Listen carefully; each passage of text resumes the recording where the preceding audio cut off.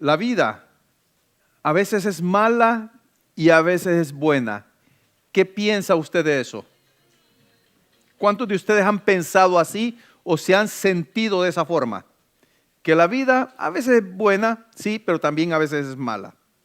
Yo en lo personal lo he pensado y lo he experimentado porque en momentos específicos he experimentado confusión y dolor que no puedo, tanto es el dolor y la confusión que no puedo ver con objetividad la voluntad del Señor en mi vida. Eso me ha pasado muchas veces. He tenido momentos en que mi dolor nubla mi fe, sí, el dolor nubla mi fe, mi memoria, mi conocimiento de quién es Dios y lo que Él ha hecho por amor a mí. El dolor ha causado eso en mí, en mi vida, en muchas ocasiones. Y creo que yo no soy nada diferente en eso a usted. Porque muchas veces podemos avergonzarnos. ¿Cómo puede ser posible que yo he dudado, que mi fe haya flaqueado al ver todo lo que el Señor ha hecho en mí? Pero el dolor causa eso. Nadie está exento de experimentar eso. Por esa razón es que he titulado al mensaje de hoy La sabiduría en el lamento. ¿Por qué? Eso es lo que vamos a ver esta mañana. Lo que encontramos en el dolor, algo que forma parte de nuestras emociones, que son parte de nuestro ser, porque déjeme recordarle que el dolor es parte de su vida. Y como parte de su vida, necesita estar alineado con el carácter de Jesús.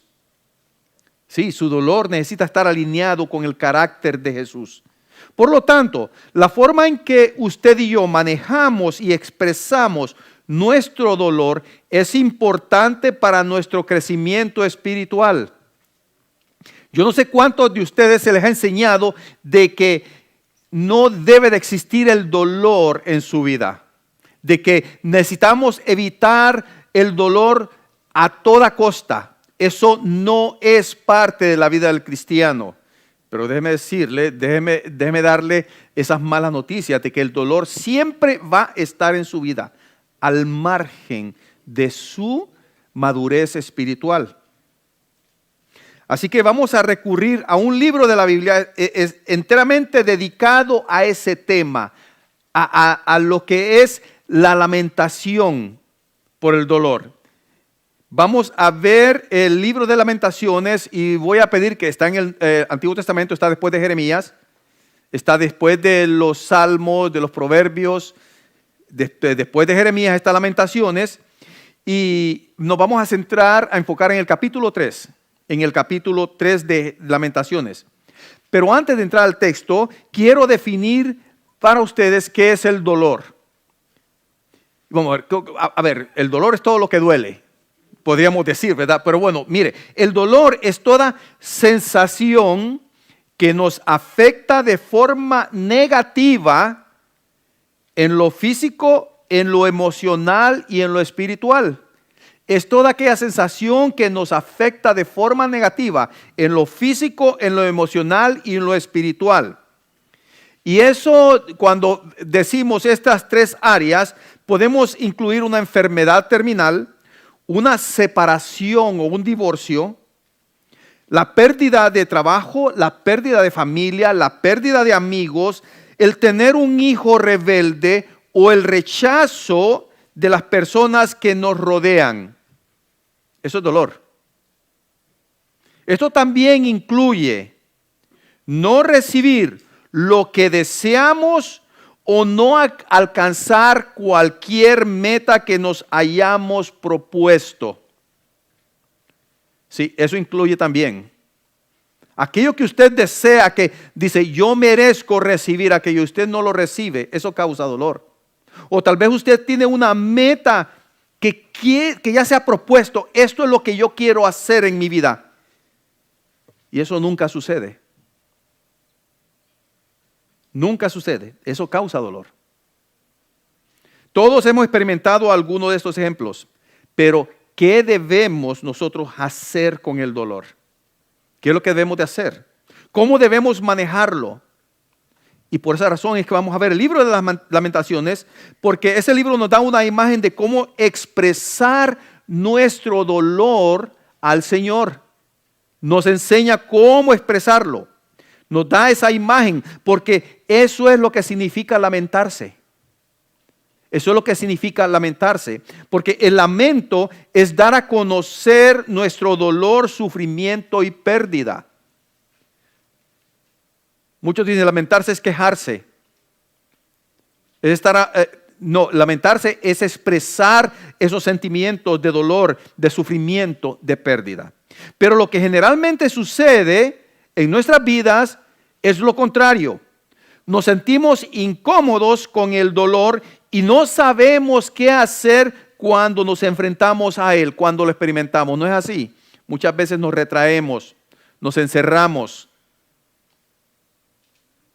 Esto es lo que pasó esta semana en un juego de fútbol entre un equipo de Inglaterra y un equipo de España. El equipo de Inglaterra llevaba el 99% de probabilidades de ganar y el equipo de España solo el 1%. ¿Y quién cree que ganó? El equipo que solo tenía el 1%.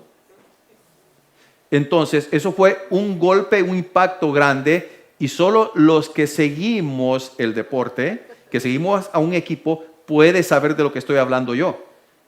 Y hay una frase de que se dice en el deporte, y dice, a llorar al cuartito.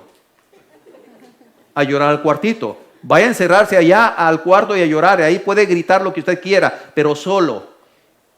Y honestamente, eso es una realidad de nuestra vida. Cuando nosotros sufrimos, cuando estamos en dolor, lo que buscamos es estar solos. Solos, queremos quedarnos con nuestro dolor. A todos, y por el contrario, vea, a todos nos gusta dar a conocer de una u otra forma nuestros logros. Cuando estamos felices, sí. No es así. Cuando usted está feliz, no hombre, ahí sí. Hasta se pone la camisa del equipo y va a la iglesia con la camisa del equipo, que no es pecado. No, eso es simplemente expresar nuestras emociones, que es algo bueno. Bueno, aunque vea, el hermano Mirka no lo he visto con la camisa de Pumas todavía, pero vamos a ver cómo va durante la semana.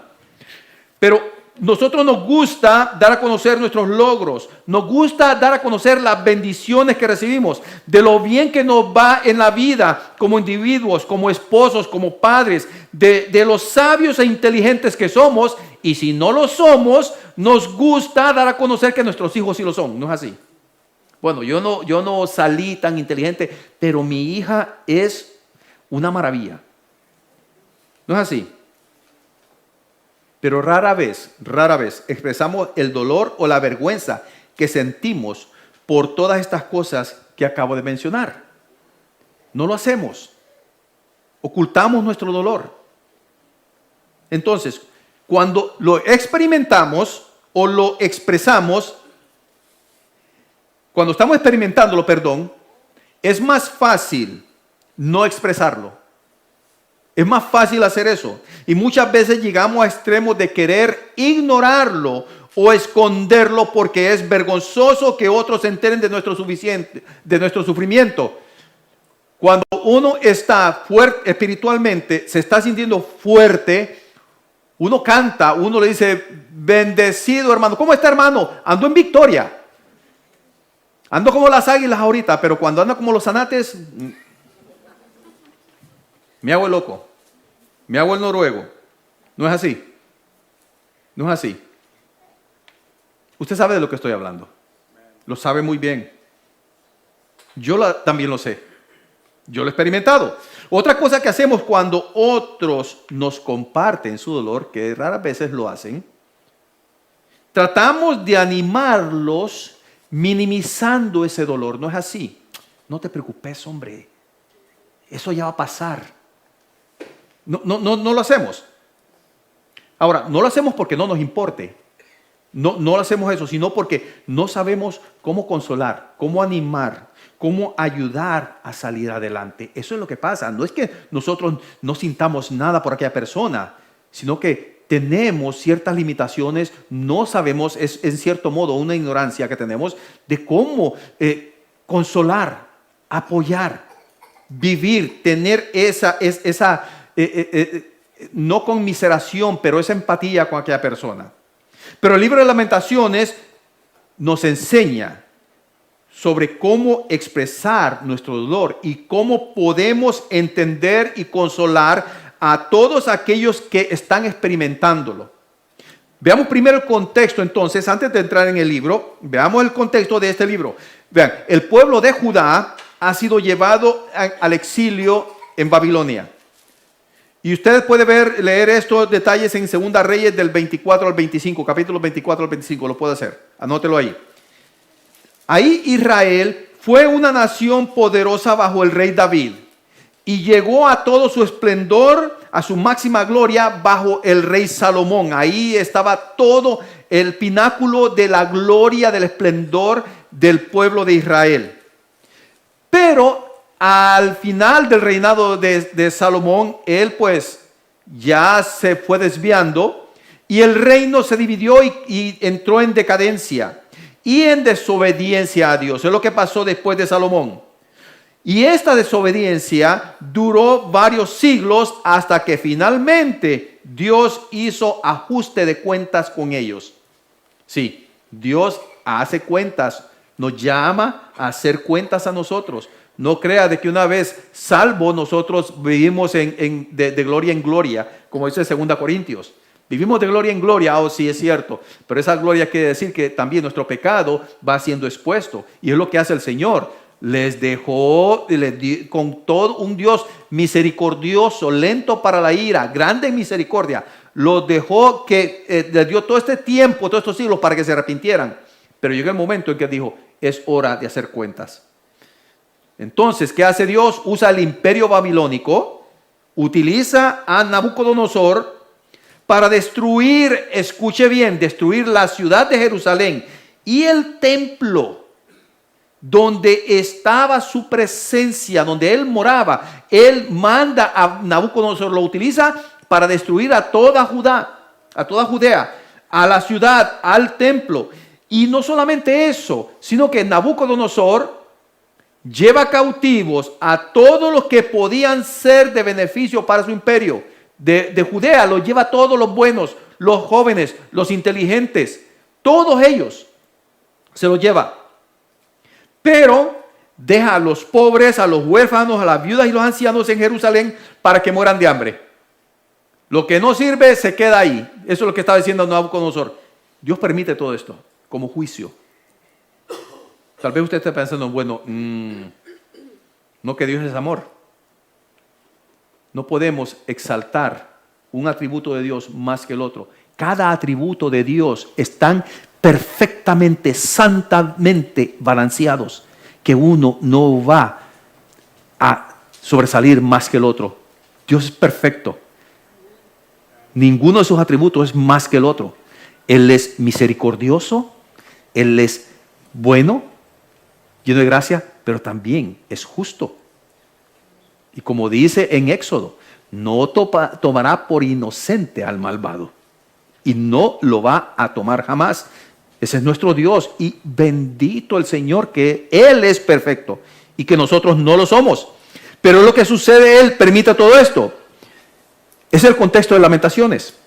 Hay dolor por todas partes, sus hogares ya no están, su reino ha caído, su lugar santo es destruido, y así que están profundamente afligidos.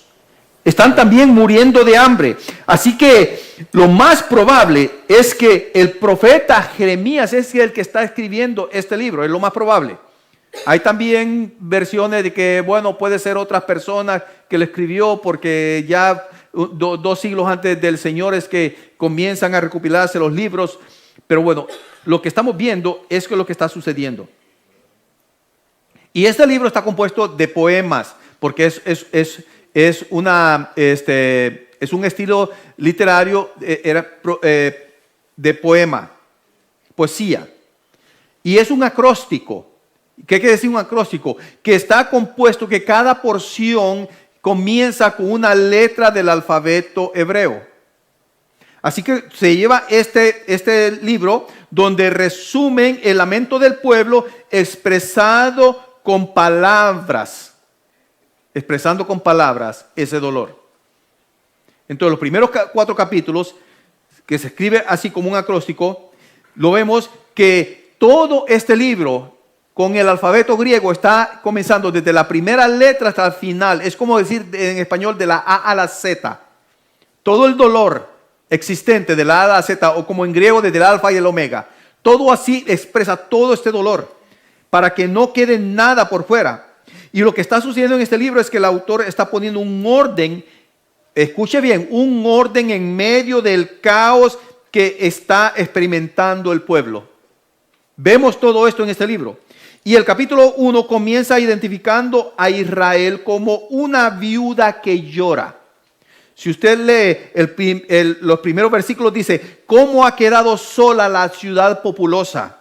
La grande entre las naciones se ha vuelto como viuda. La señora de provincias ha sido hecha tributaria, o sea, se ha hecho esclava. Vemos aquí entonces que Judá llora amargamente, no hay nadie que la consuele, está hambrienta, está profundamente angustiada su alma.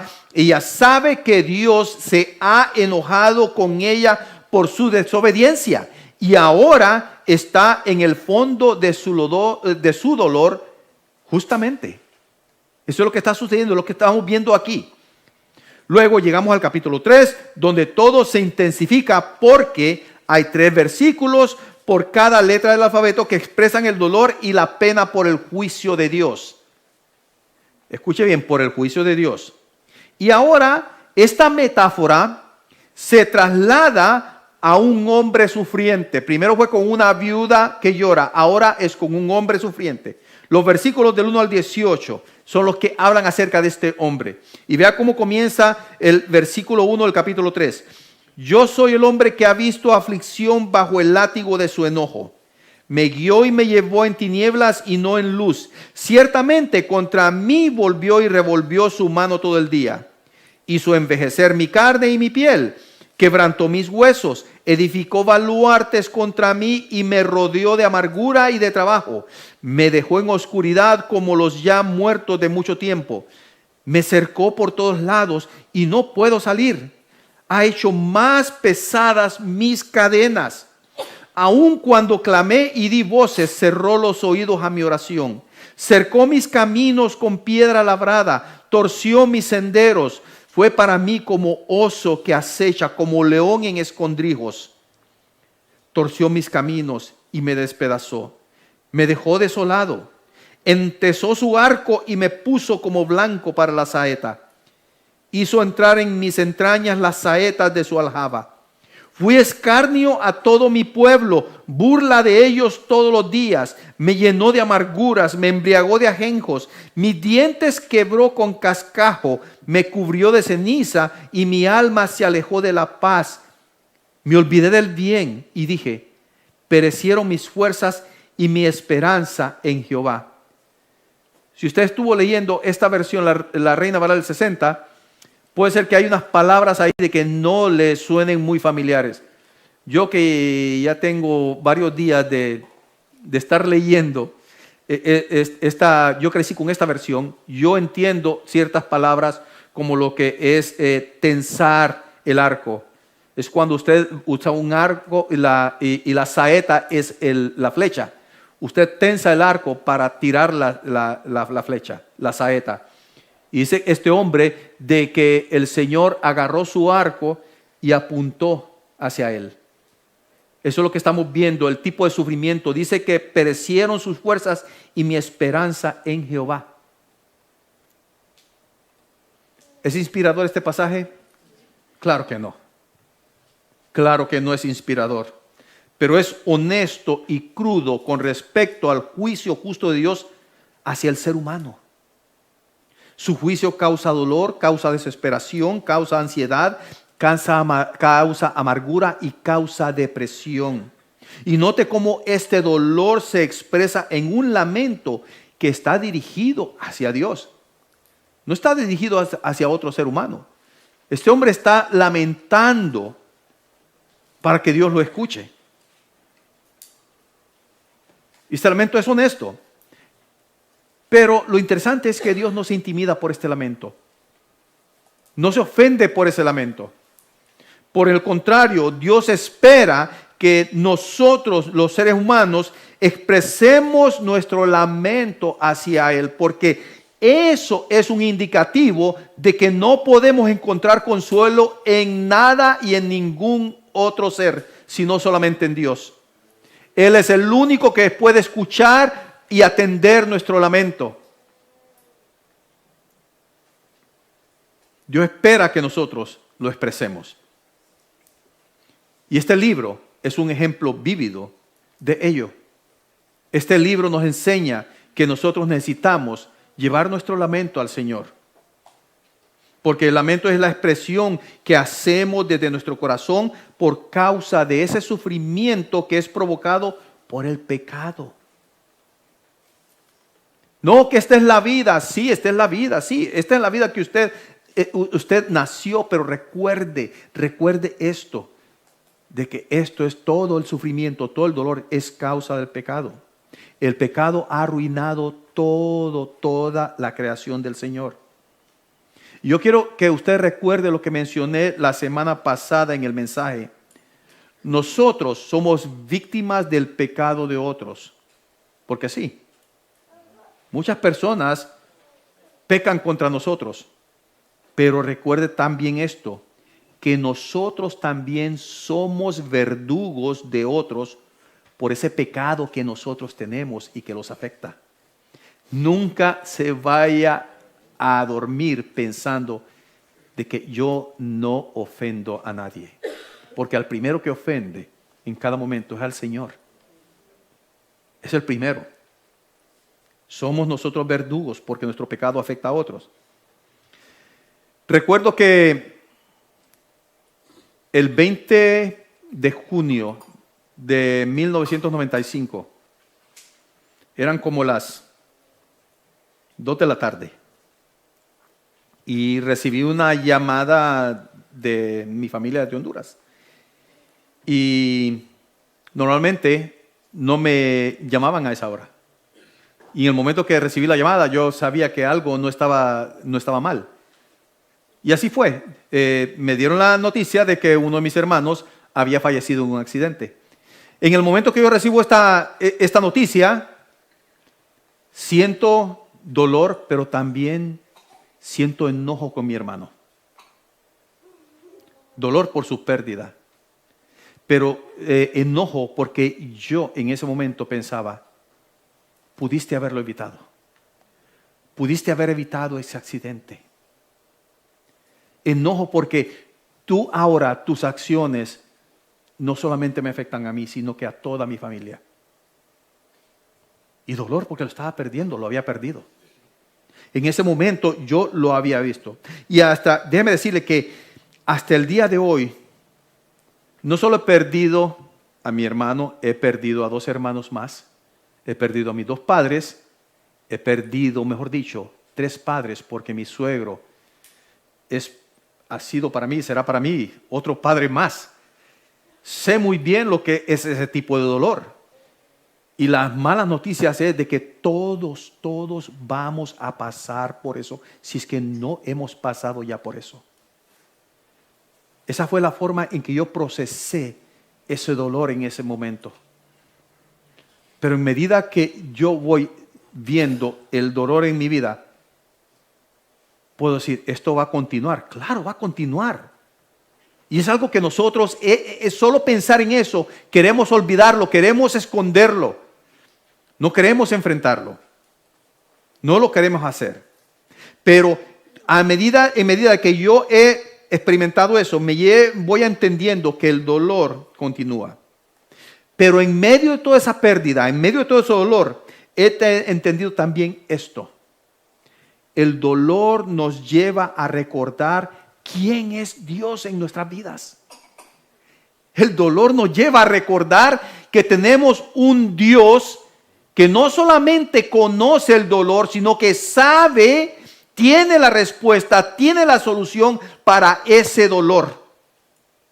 Miren los versículos del 21 al 24, aquí en Lamentaciones 3.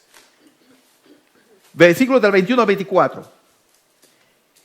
Dice ahí el autor: esto recapacitaré en mi corazón, por lo tanto esperaré. Por la misericordia de Jehová no hemos sido consumidos, porque nunca decayeron sus misericordias. Nuevas son cada mañana. Grande es tu fidelidad. Mi porción es Jehová, mi alma, por tanto, en él esperaré. ¿Qué acabamos de cantar? Oh Dios eterno, tu misericordia, ni una sombra de duda tendrá. Tu compasión y bondad nunca fallan. Y por los siglos el mismo serás. ¿Y qué dice después? Oh, tu fidelidad, cada momento la veo en mí. Yo no sé cuántos de ustedes, como en mi caso, yo lo he cantado ese himno desde niño. Y me lo sé de memoria. Pero una cosa es cantarlo de memoria y otra cosa cantarlo razonando cada palabra de ese canto.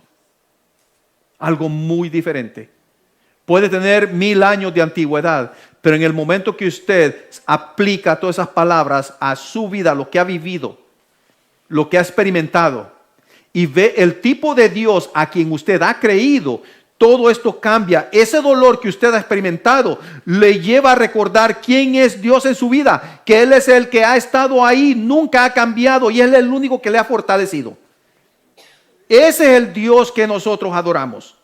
En medio del dolor es que podemos reconocer nuestra necesidad, no solamente de sanidad por ese dolor, pero también de perdón por nuestro pecado, porque es el pecado que nos produce este dolor. Necesitamos reconocer nuestra necesidad de salvación, de que necesitamos ser salvos de todo esta creación que está gimiendo también por esa redención, por esa salvación. Tenemos necesidad de consuelo, de amor, de la gracia salvadora de nuestro Dios. Usted lo necesita, yo lo necesito a cada momento. En cada momento necesitamos ese consuelo, esa fortaleza. Y por eso es que es maravilloso este canto. Cada momento, tu fidelidad, cada momento la veo en mí. Nada me falta y todo provees. Es en medio del dolor en que podemos nosotros obtener la imagen más clara de Dios. Podemos contar con Él para mostrar incansablemente su fiel amor y tierno cuidado. Sí, su tierno cuidado, aun cuando la vida se está desmoronando. Yo recuerdo, y yo lo he dicho varias veces, después de 2 días de mi esposa estar en coma, 3 meses de casados, 20 añitos, yo no la pude reconocer en el cuarto de cuidados intensivos. Yo pasé por su cama, enfrente de su cama. En mi vida hubiera pensado que esa era la muchacha preciosa con que yo me casé. En mi vida.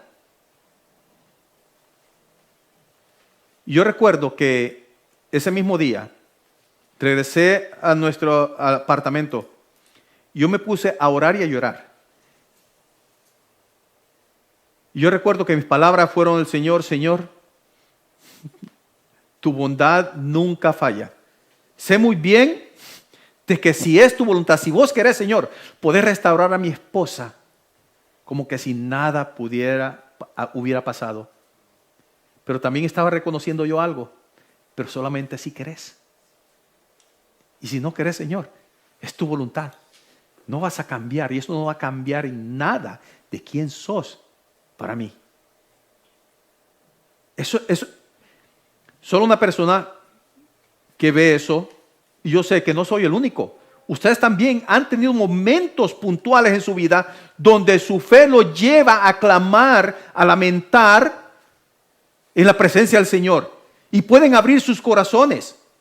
Pueden ustedes levantar esa mirada hacia el Señor y recordar de quién es Él y quién ha sido Él. Él está ahí, nunca se va. Nunca se ha ido. No tiene ninguna base de decir, Señor, ¿dónde estabas vos cuando sucedió esto? Cuando yo estaba aquí, cuando estaba solo. Porque Él nunca, nunca nos deja. Él nos escucha, Él nos ama, Él nos consuela, Él nos fortalece. Sí, en medio de ese dolor. Mire, Satanás quiere que usted piense que en medio de su dolor, que usted piense que Dios le ha abandonado. Es lo que quiere Satanás. Es lo que quiere Satanás.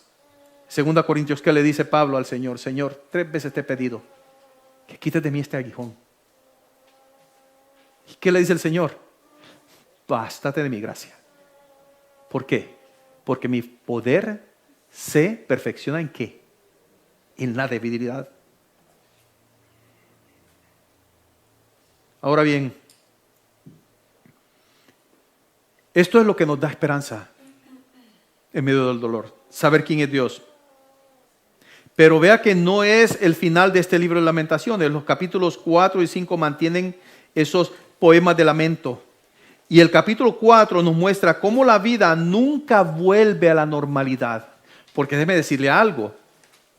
Su vida jamás es la misma después de experimentar dolor. Jamás. ¿Y quiere saber algo? Bendito el Señor, porque jamás va a ser igual. Bendito el Señor. ¿Cómo así?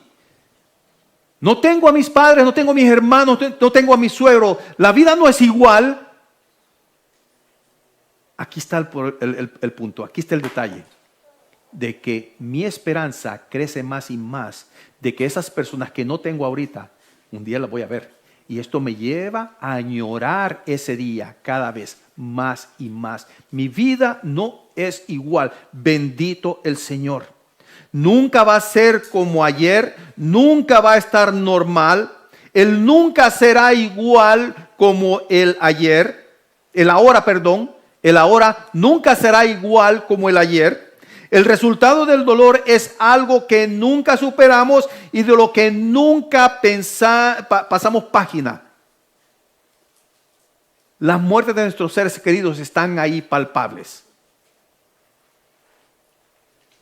Siempre regresa, pero eso es lo que tiene relevancia porque el dolor forma parte de nuestra transformación. El dolor nos da sabiduría para seguir viviendo y confiando en Dios.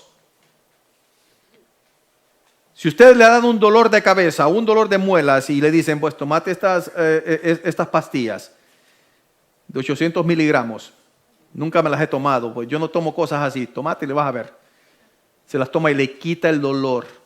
Esto está bueno. La próxima vez que le cause un dolor, ¿qué va a hacer usted? ¿Dónde están esas pastillitas? Eso es lo que sucede con el Señor. Cuando estamos experimentando un dolor fuerte en nuestro corazón, en nuestra alma, en nuestro ser, ¿a quién clamamos? ¿Qué es lo que le dice el apóstol Pedro al Señor? Señor, ¿a quién iremos si solo vos tenés palabras de vida eterna? Eso es lo que vemos en el capítulo 5. Lamentaciones termina básicamente reconociendo que Dios es rey, pero con este lamento. Vuélvenos, oh Jehová, a ti y nos volveremos. Renueva nuestros días como al principio, porque nos has desechado, te has airado contra nosotros en gran manera. Pero tal vez usted dice, ve cómo termina este libro. Pero ponga atención al versículo 21, las primeras frases.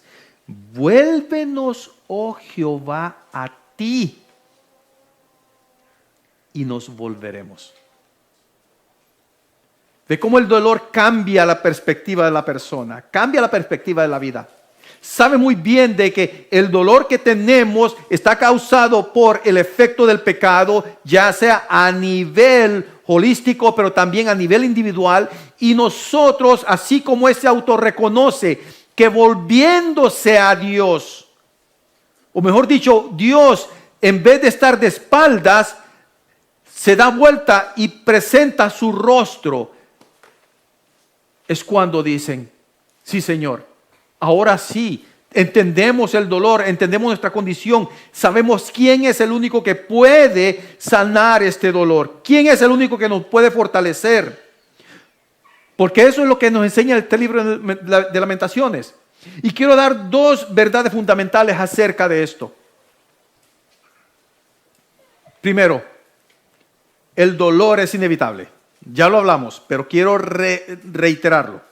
El dolor es inevitable. Todos experimentamos el dolor en menor o mayor grado. Puede disgustarnos, puede llevarnos a perder nuestra fe en Dios mismo, nos puede llevar a una depresión profunda. Incluso a desear la muerte. Sí, el dolor nos lleva a eso. Entonces, si el dolor es inevitable, entonces aquí estamos todos amolados en el pueblo. ¿Qué hacemos? Si es inevitable, ¿qué hacemos? ¿Hay alguna forma de ignorarlo, adormecerlo? ¿Hay alguna vacuna para anularlo? Ya nos dimos cuenta que las vacunas no ayudan mucho. No hay ninguna solución para evitar el dolor. No hay ninguna. Pero hay maneras, aquí viene el punto, hay maneras saludables de manejarlo. Y lo más importante de Lamentaciones es que nos enseña a expresar a nuestro dolor a Dios con emociones y oraciones grandes, honestas, reconociendo su justicia y reconociendo nuestra vulnerabilidad ante los efectos del pecado en nosotros y en las personas que están alrededor nuestro. Es lo primero que nosotros necesitamos, presentarnos con esa oración, con esa expresión de lamento ante el Señor. Él nos enseña que nosotros necesitamos traer nuestras cargas ante Él. Él nos llama a llorar, a suplicar por fortaleza, por misericordia, por gracia, por paz, porque solo Él lo puede hacer, nadie más. Usted necesita reconocer su dolor en una forma en que lo acerque más a su Señor. Esa es la forma, esa es la actitud que necesitamos tener ante el dolor. No estoy hablando tampoco de ser masoquistas, no podemos irnos a ese extremo tampoco. Tampoco de, bueno, si en realidad hay dolor, pues hay que darle vuela a la hilacha con el dolor.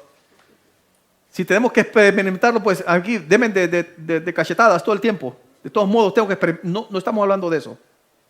Es cómo lo enfrentamos. Recordando que no estamos solos. Recuerde usted no está solo. Y cuando digo solo, no solamente la presencia del Señor, sino que tiene una familia en Cristo. Una familia en Cristo. Ahora, yo sé, no todos somos perfectos. Y hay unos que cuando ven el dolor de otro, lo primero que dicen, no, a mí no me hablen de eso, yo me voy. Yo entiendo. Pero van a haber hermanos de que van a estar ahí con usted. Muchas personas alrededor que están experimentando lo mismo y que pueden ser de apoyo, de compañía, ya sea un amigo o un consejero. Pero lo que no es saludable es esconder el dolor o minimizarlo. Eso no es saludable. Esto se aplica a la persona que está sufriendo y también al que está tratando de consolar. Y muchas veces tratamos de animar diciendo, lamento que hayas perdido tu trabajo, pero al menos no estás sin hogar. Mírale el lado amable. O tal vez tratan de acelerar el proceso para que la persona lo olvide y siga adelante. Olvídalo, hombre. No, hombre, es que el problema es cuando perdemos la memoria, volvemos a caer en el mismo problema y comenzamos desde el principio. No hay transformación. En cambio, una respuesta saludable es estar presente y acompañar en ese dolor. ¿Qué hicieron los amigos de Job cuando se dieron cuenta de todo lo que había acontecido a Job? Fueron y ahí estuvieron por unos días, sin decir nada, a su lado, acompañándolo. Y las cosas no se pusieron buenas cuando comenzaron a hablar. Ahí es cuando todo empezó el problema, que hasta Job se enojó. Muchas veces la presencia es más útil que las palabras. Eso de no se preocupe que todo estará bien, ya verá. Yo puedo decir eso si lo he experimentado, pero la persona que lo está experimentando lo va a saber hasta que pase todo. Y yo sé que la intención es buena, tenemos buenas intenciones con eso, pero muchas veces no es la mejor decisión. Por eso es que Romanos 12:15 dice, gozad con los que gozan, llorad con los que lloran. ¿Por qué lo dice la palabra? Eso es empatía. Necesitamos tener empatía con los demás. Eso es estar presente y validar el dolor de los demás, porque todos experimentamos dolor. Y es inevitable. Y la segunda verdad es vital también. Descansando en Dios, podemos soportar el dolor. Podemos soportar el dolor. Cuando reconocemos que nuestro dolor y reconocemos nuestro dolor y confiamos en que Él está cerca, que el Señor está cerca, podemos entender hacia dónde estamos caminando. De la misma forma, la persona que va al gimnasio sabe muy bien que se va a ir y va a venir todo machacado por el dolor, pero sabe por qué lo está haciendo. De la misma forma que la mujer que va a dar a luz sabe el dolor que está sufriendo y sabe por qué y qué va a ser el producto de ese dolor. Lo entiende. ¿Y qué hace? Lo soporta. También la persona que va al gimnasio lo soporta. La persona que va a trabajar y viene bien molido del trabajo, especialmente las hermanas que trabajan. ¿Pero por qué lo hacen? ¿Evitan ese dolor? ¿Evitan esa molestia? No. La soportan por una razón. El dolor nos hace ver nuestra necesidad de tener un Dios poderoso también. Como dice el versículo 24, mi porción es Jehová, dijo mi alma, por tanto en Él esperaré. Y ese hombre que sufre en el capítulo 3 de Lamentaciones, ¿no se ha puesto a pensar de que esa es una prefiguración del siervo sufriente, de Cristo? Vuelva a leer ese pasaje y va a ver que ahí está describiendo a Cristo en su sufrimiento. El varón de dolor experimentado en quebrantos del cual habla Isaías 53. ¿Y por qué? Porque así nadie puede decirle a usted, no, es que Dios no conoce mi sufrimiento. Dios está en su gloria. No, Dios es experimentado en dolores. Así que ponga atención a esto. En medio de nuestro dolor podemos encontrar consuelo en Cristo. Él está disponible ahora mismo como parte de su promesa. Y por eso es que el mismo Señor Jesús lo dice en Lucas 6:21. Bienaventurados los que ahora lloráis, porque reiréis. Mientras usted esté en esta vida va a experimentar dolor. En el momento que usted le enseñen de que esta vida usted puede vivir sin dolor, como lo dice el hedonismo, para disfrutarla, sabe que hay un pequeño problema. Porque cuando a usted le viene el dolor, usted no sabe cómo enfrentarlo. Y los efectos son más graves. Y por eso dice el Señor, bienaventurados los que ahora en este tiempo lloráis. Son bendecidos. ¿Por qué? Porque ustedes van a reír. De ahí sale el que ríe el último ríe mejor. Jesús llama a los que están sufriendo en este mundo para llevarlos a su gozo eterno. Y quiero terminar con este versículo, Apocalipsis 21:4. Apocalipsis 21:4. Enjugará Dios toda lágrima de los ojos de ellos y ya no habrá muerte. Y si ya no hay muerte, no habrá más llanto, ni clamor, ni dolor, porque las primeras cosas pasaron. Y eso es otra cosa, el dolor es temporal, no es eterno. Es temporal, déjeme corregir, para el que está en Cristo. Solamente para el que está en Cristo. Es temporal. Es temporal. Sí, el dolor en el cristiano es real, es inevitable, pero es temporal. Así que, sí, el dolor es real, es palpable, es inevitable, pero la esperanza es presente y esa esperanza es eterna. Y por último ya, normalmente no hago esto de citar diferentes porciones de la Escritura, pero tal vez usted no ha leído estos pasajes desde la perspectiva del dolor. Mire lo que dice 1 Pedro 1, del 3 al 6.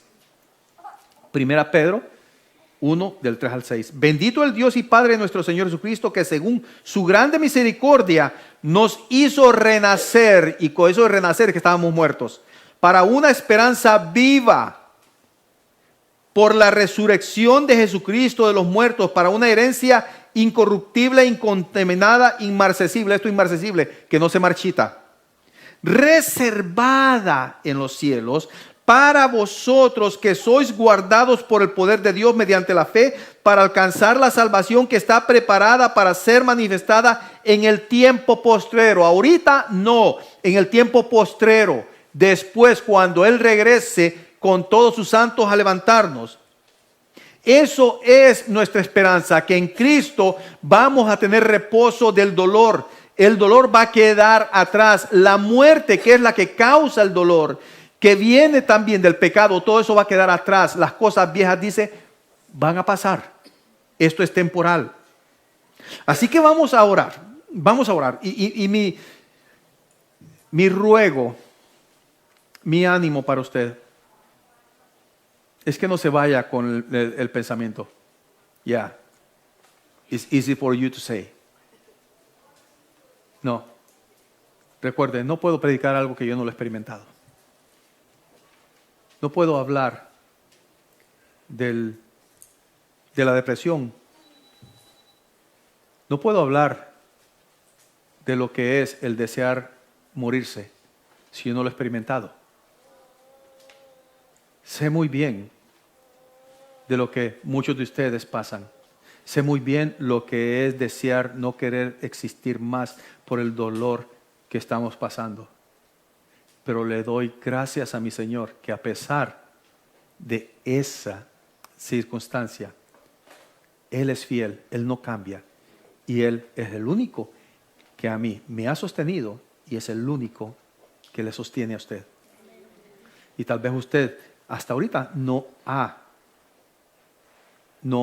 lamentado, no se ha lamentado ante el Señor, no ha expresado su dolor, no ha expresado su necesidad de ser perdonado, de recibir esa esperanza, esa promesa eterna de que un día no va a haber nada que le haga llorar, nada que le haga sentir dolor, solamente Cristo, porque es el único que lo puede hacer.